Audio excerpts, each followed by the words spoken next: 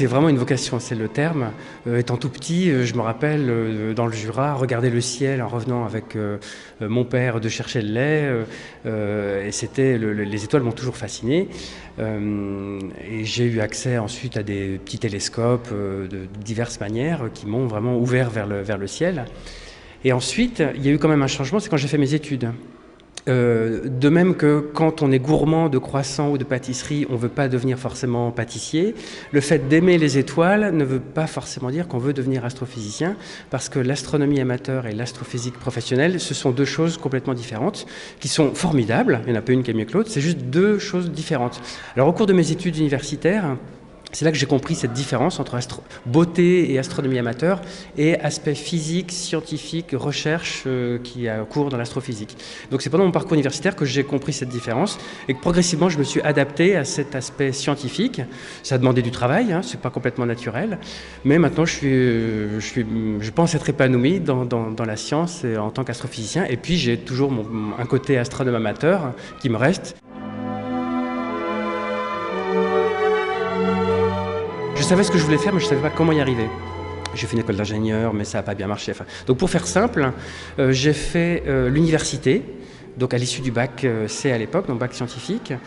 L'université jusqu'au master, maintenant ça s'appelle master 1 et master 2. Peu importe le cycle, moi c'était de la physique fondamentale et puis le master d'astrophysique, mais il faut savoir qu'on peut faire de l'astrophysique de plein de manières différentes. On peut passer par les maths, par la chimie, par les sciences de l'ingénieur, voilà, j'en oublie. Parce que l'astrophysique, c'est l'étude physique de notre univers. Donc il y a des aspects chimiques, des aspects physiques, plein d'aspects. Bon, moi, c'était la physique fondamentale, puis l'astrophysique, disons, pure. Ensuite, j'ai fait une thèse de doctorat, donc de bac plus 5 à bac plus 8, à l'université d'Orsay, sur un satellite qui s'appelait ISO, pour étudier les galaxies infrarouges lointaines. Et ensuite, j'ai bossé quelques années pour la NASA aux États-Unis. En tant que jeune chercheur, puis après j'ai été recruté à Orsay en tant qu'enseignant-chercheur. Je suis enseignant-chercheur, c'est-à-dire que je passe une partie de mon temps à enseigner à l'université, enseigner la physique, hein, pas seulement l'astrophysique, la mécanique quantique, autre chose. Donc ça prend une fraction non négligeable de mon temps. L'autre partie de mon temps, c'est de la recherche. Donc j'étudie les galaxies avec des observatoires spatiaux, donc des observatoires qui sont dans l'espace. Donc je définis les observations, pardon. J'analyse les données, je les interprète, je les publie.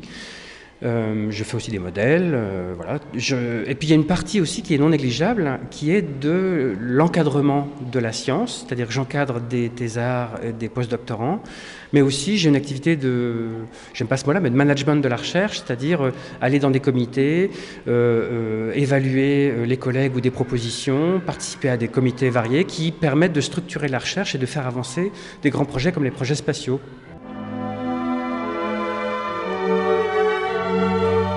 Au quotidien, je passe l'essentiel de ma journée devant un écran d'ordinateur où j'analyse des données, où je programme moi-même, je code des programmes pour faire une analyse automatique parce que j'ai des millions de galaxies, je ne veux pas les regarder une à l'œil, donc je fais des programmes automatiques, je les teste, je les valide.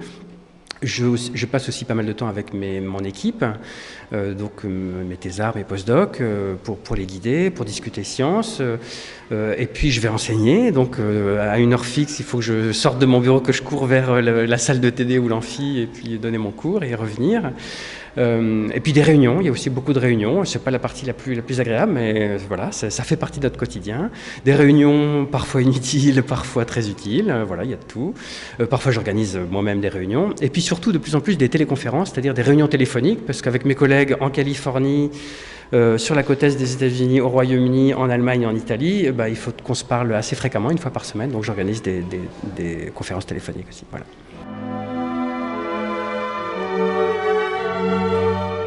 J'estime que c'est nécessaire parce que, bon, d'abord c'est très agréable pour moi de parler à un public nouveau à chaque fois et souvent très curieux et très avide. Et puis ça fait partie du rôle des chercheurs de diffuser les connaissances et la démarche qui est la nôtre envers les citoyens et les enfants.